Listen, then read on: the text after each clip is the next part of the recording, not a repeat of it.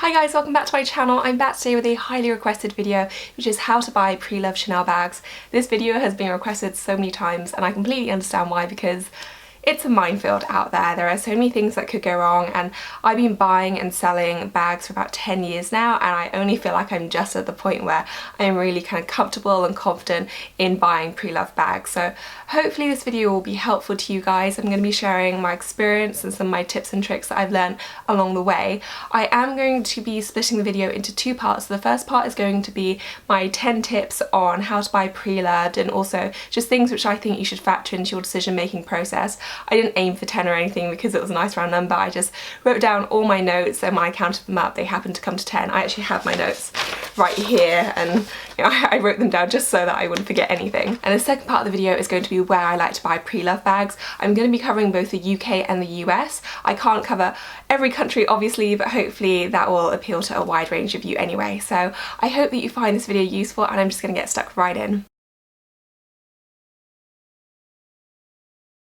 My first tip is decide what bags are worth buying pre-loved. Not all bags are created equal on the Chanel pre-loved market. Some hold their value a lot better than others, so you should definitely factor this into your decision making process. From what I've seen recently, and obviously this changes with the trends, but minis, wallets on chains and boy bags tend to hold their value very, very well. So for me, it wouldn't necessarily be worth it to buy it on the pre-loved market. I would much rather save the extra £50, £100, however much it is, and wait a few more months and actually get it from the boutique than going for the pre-loved market when it's so close to retail. So factor all those things into your decision making process. Also be aware of current retail prices. There are many websites you can go on to find out what the current retail price is, or of course you can just go to a boutique and ask. I will list some websites down below where you can check the current retail price, because this is always good information to hand just to make sure that you're not overpaying on the pre-loved market. I've seen some really good deals on medium larges and jumbos recently. I think those kind of bags are really worth buying on the pre-loved market because A, they're really expensive,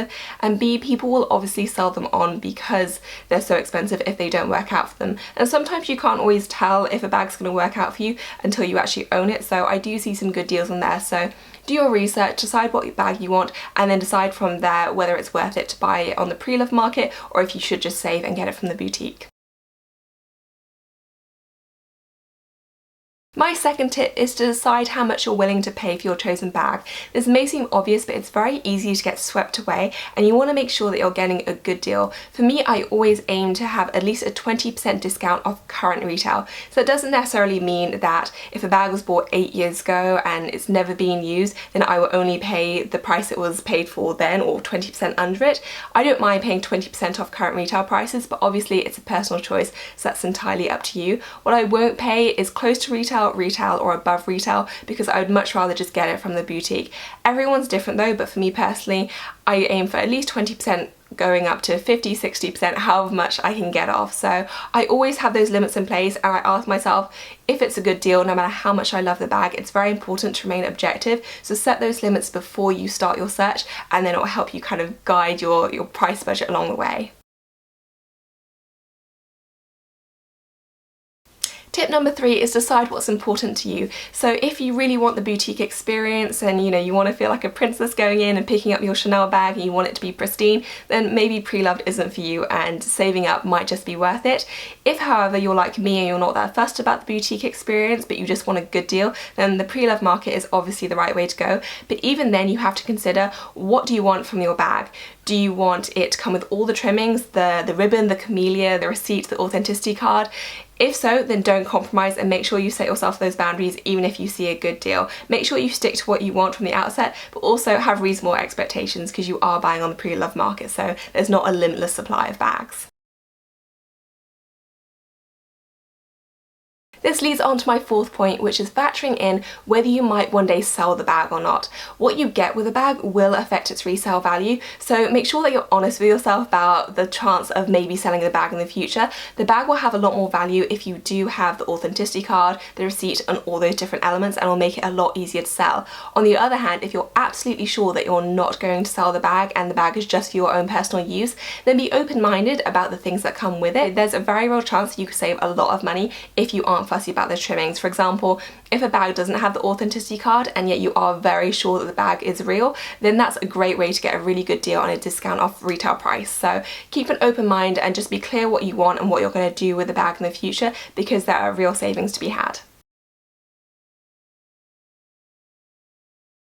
My fifth tip is use a third-party authenticator.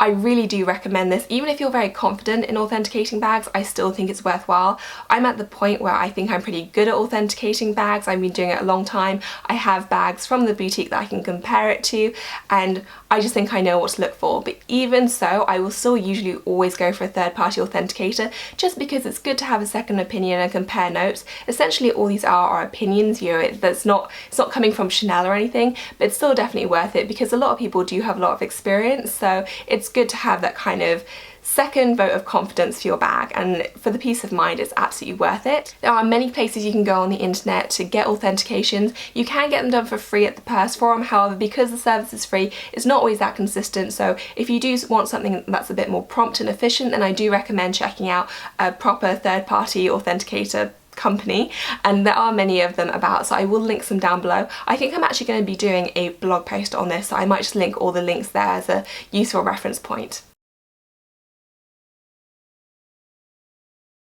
Tip number 6 is brush up on your authenticity skills. Even if you're using a third-party authenticator, I would highly recommend doing this and just brushing up your knowledge enough to spot the big warning signs straight off. Even if you do use a third-party authenticator and you figure out that the bag is fake after you got it and try and file for a refund, it's not always a guarantee, and there's always the risk that you won't get your money back. So if you know what you're looking for when looking at the listings, it will just save you a lot of time, hassle, and probably stress as well. I don't want this to turn into an authenticity video or anything, but I do have my Chanel Jumbo here, and some of the very obvious signs you can look for when looking at Chanel bags are, one, the quilting on the back. So the quilting on the pocket should always line up with the rest of the bag, and that's an easy way to tell if the quality of the bag is there and if it's ultimately a real Chanel bag.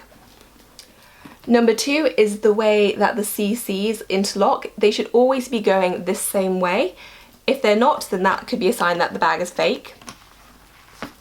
Then there are little details like the screws here. Chanel do change these from time to time, but you should always be on the lookout to make sure that if your bag is current, they have the correct screws. And then stamping is a big one. I've seen a lot of bad fake Chanels with incorrect stamping, so either the wrong font, the wrong size, or the stamping is a bit stretched out. So it's definitely worth getting acquainted with how the stamping should look. You also see that it will say made in Italy. You can get Chanel bags made in Italy, France, or occasionally Spain as well. Anywhere else means that it's not real. They don't ever say made in Paris or anything like that. They're always made in the actual country rather than the city of origin. And finally, I would say, if you don't have any other Chanel bags that you know are real, then definitely go to the boutique if you have one near and just ask to see the bags and get acquainted with how they look, how they feel, how the leather is. Obviously this changes over time, so a bag from 20 years ago won't feel the same as a bag today, but still, if you're looking at newer Chanel bags, it's worth having a look, because then you'll get familiar with the quality and the craftsmanship and what a real Chanel bag will feel like. And you know, they're not going to know at the boutique that you're not planning on buying, and they're never going to say no to you having a look at the bag. So I think that's well worthwhile just to get a good idea of what Chanel bags really feel and look like. There are so many different elements to authenticating a Chanel bag though, so as I said, I do always recommend going to a third-party authenticator, even if you're sure, just to have that peace of mind. Number 7 is try and stay safe. Obviously everyone wants to do this, but there are steps you can take to kind of safeguard against the worst happening, and the two I use are just paying by PayPal and paying by credit card always. It's not guaranteed, but it definitely does help have that extra safeguard in place should something go wrong.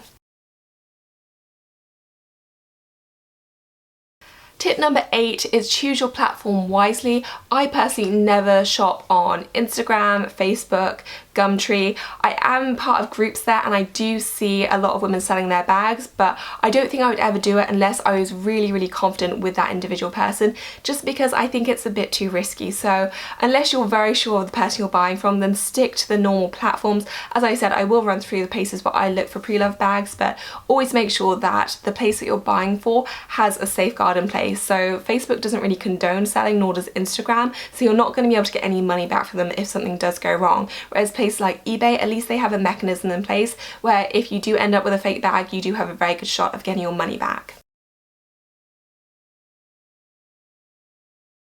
Tip number 9 is hold out for what you want and don't settle. This is really important because on the pre-loved market where there aren't limitless options, it's really easy to convince yourself that it's worthwhile going for the second best option because you don't know if your first choice will ever arise on the pre-loved market. But I'm telling you, it's absolutely not worth it to do. Don't settle for gold hardware if you want silver, don't settle for lambskin if you want caviar, because you will end up regretting it and you will end up eventually selling the bag and getting what you want anyway, probably at a great cost to yourself. So don't settle, just have faith that your perfect bag will arise and be in it for the long haul. Which segues very nicely into my 10th and final point, which is be vigilant and be patient. It could take months and months to find your perfect combo. It absolutely will be worth it once you do find your ideal bag, but it could take months to do. So be realistic with yourself, try and be patient and have faith that your perfect bag will arise, because the pre-loved market isn't an immediate thing. It is growing, so you're more likely to find the bag that you want quickly, but you have to be vigilant all the time. Look at a whole host of pre-loved sites, set up alerts if you can, and make sure that you stick to what you want. On to the second part of my video, and this is where I like to buy my pre-loved bags from. Obviously this is going to differ from country to country. I live in the UK and the 3 sites that I like to use are ebay.co.uk, but I always make sure to set my filter settings to the whole of the EU rather than just the UK for more choice. And I also like to use Vestiaire Collective and VideDressing, both of which are based in France but which ship all over the world. It's more worth it in the UK because of the EU rules. I don't get charged customs. I think they do ship to the US, but you may have to pay quite a lot of customs duty as well as extra shipping and insurance as well, so you'd have to judge that on a case-by-case basis if you are based in the US and you do see something you want from those sites. For other sites based in the US, there is a lot of choice. There are a lot of consignment-based stores. There's Fashion File, Yugi's Closet, The Real, and then there are also sites more similar in function to eBay. So there's Shop Hers and Poshmark, and those are all sites where users upload their own items, like VideDressing and Vestiaire Collective in the UK. So there are a lot of sites out there to browse and look at. I will list all the sites I mentioned down below in the description bar. In terms of sites I actually recommend though, Vestiaire Collective, for example, has an amazing selection. They often have great bags, but the prices are often quite a bit higher because their commission fees are so high. So Vestiaire Collective take up to 35% for any sale, and they do have a tiered system, so for the more expensive items you do pay less, but you will still end up paying 25%, which is a huge amount, and obviously the sellers still want to make a decent return, so all they do is they jack up their prices and that gets passed on to the buyer. So finding good deals is more and more hard on that site, I find. VideDressing and eBay have the same amount of commission, so it's both 10% each, but even so I still think that's quite a bit of money. It's obviously less than Vestiaire Collective, so it is better, but VideDressing site isn't always that great to search through. They don't have very good search functionality, so if I wanted a specific bag name, for example the Louis Vuitton soft locket, I couldn't search by those terms, so that's less good, whereas Vestiaire Collective search function is a lot better. So it's about determining what's right for you, how much time you have if you want to search through all the many different bags they have, or if you want something quick and easy. In terms of the US, it's difficult for me to make a good recommendation because obviously I haven't used their sites. I wouldn't want to recommend something which I'm not familiar with. The sites I've looked at, Yugi's Closet and Fashion File, and even sometimes The Real, they do seem quite expensive to me, but that could just be because luxury goods are more expensive in the US in general. Unfortunately, I don't think that there's any one perfect option out there at the moment, but these are the best of the bunch and what's currently out there. And you definitely can find some really good deals. I found some great bags on some of these sites, so I do recommend having a look for yourself and seeing if the stock and the prices seem reasonable to you. So that's it for this video, guys. I hope that you enjoyed it and you found it useful. I try to be as comprehensive as possible, but if I did leave anything out or if you have any questions, leave them in the comment section below and I will definitely get back to you. If you like this video, please do give it a thumbs up and subscribe to my channel if you haven't already. And good luck out there. There are definitely deals and bargains to be had, so I wish you the best of luck with your search. And if you find your dream bag, please do let me know. I'd love to hear from you. Thank you so much for watching and I'll see you guys next time. Bye, guys.